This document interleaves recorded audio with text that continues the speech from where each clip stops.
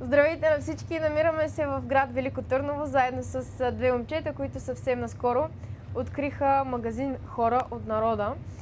Магазинът се намира в квартал Картала. Велико Търновци знаят този квартал. И правим това видео, защото много рядко може да види един човек вече в днешното общество, в което живеем.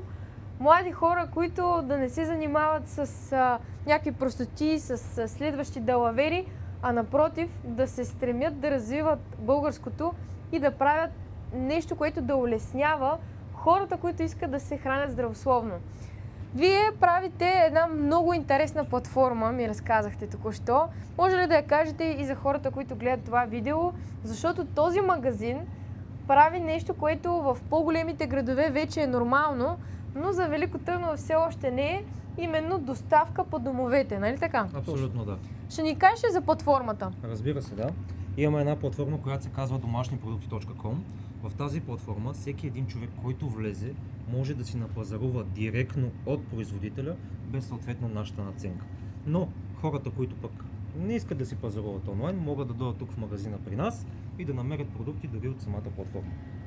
Това момче е на 22 години. Колко 22 годишни момчета познавате, които се занимават с това да създават платформи, обединяващи български производители, отварят магазини, борят се заедно, нали, помагат в крайна сметка не просто хората да се хранят здравословно, а и българското да се развива. Може ли да покажем всъщност добрите благотворителни инициативи, които правите тук? Защото това нещо може да го има във всеки магазин, който наистина иска да по някакъв начин да помага на хората. Ето, може да кажеш ти. Ние започнахме една инициатива, която нарекахме Кошницата на народа. Идеята е такава, че хора, които могат да си позволят да купят дори един пакет сол или един хляб най-обикновен и да го дарят в кошницата. Хубавото е, че тя е пълна. Вижда се, че има. Всъщност ние напълнихме, защото след като отворихме не бяхме възобновили, но хората продължават да идват и те искат да вземат нещо и ние решихме да я напълним като първите, като нещо добро. Само не го такова и че няма се чува. Като да сме първите, които да я напълнят, да дадем добър пример. И идеята е такава, че всеки, който има нужда от храна и не може да си я позволи, може да дойде при нас в квартал Картала, на улица Иван Момчилов, но най-вече трябва и да дава. И да си вземе, да. И не просто хора, които да идват и нали. Така е. И същевременно хората, които пък имат възможността да дарят и искат да бъдат добри, да не бъдат добри само към себе си, винаги могат да оставят в кошницата една консерва, един хляб и да помогнат така и на останалите. Нещо друго интересно, което също ми показахте, е, че вие събирате и пари за едно училище в Русаля. Да. Тоест хора, които идват тук в този магазин, могат да подпомагат добри каузи, не само подкрепяйки именно български производители. Да, ние се опитваме и затова правим това нещо, което го правиме. Опитваме се да помогнем на българския производител, но и същевременно се опитваме, нали, защото всички знаят, че един магазин, нали, изкарва някакви парички все пак от наценка, с тези парички, които си изкарваме, се опитваме да направим нещо добро и за останалите, на които никой не помага. Точно такива са тези хора.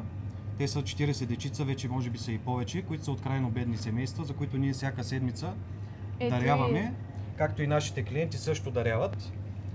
Някои стотинки, някои левчета няма никакво значение, защото ако 1000 човека дарат по едно левче, това са 1000 лева, с които ние можем да нахраним тези деца и сме много благодарни, че има такива хора, които се включват към нашата инициатива. Аз съм благодарна пък, че има млади хора, които имат възможност така да създават и правят нещо хубаво в родния ми град, Велико Търново. Аз, за съжаление, не успявам често да идвам тук, но това, което искам да кажа на хората е, че инициативата и хората, които създават нещо добро, трябва да бъдат подкрепени независимо дали аз примерно не го харесвам, това няма да отида. Нали? Това не трябва да се разсъждава така, защото докато се разсъждава така, има едни двама човека, които унищожават българския бизнес, рекетират българския бизнес, разделят хората и накрая двама човека няма да се погледнат дори. Защо? Нали, кой ги знае? Нека да подкрепяме такива хора. Заповядайте тук. Какъв е точно адреса? Иван Момчилов, номер 12, квартал Картала. Иван Момчилов, номер 12, Картала. Заповядайте. Имат фейсбук страница. Сега почват редовно вече да пускат, да ви показват какви неща има. И наистина най-големия проблем е един човек да види най-доброто на едно място. ето такива магазини ви дават възможност. Искам само да вметна и още нещо. Погрижили сме се за тези, които са от града, но са много далеч, нямат автомобили, не им се плащат таксите, защото е скъпо.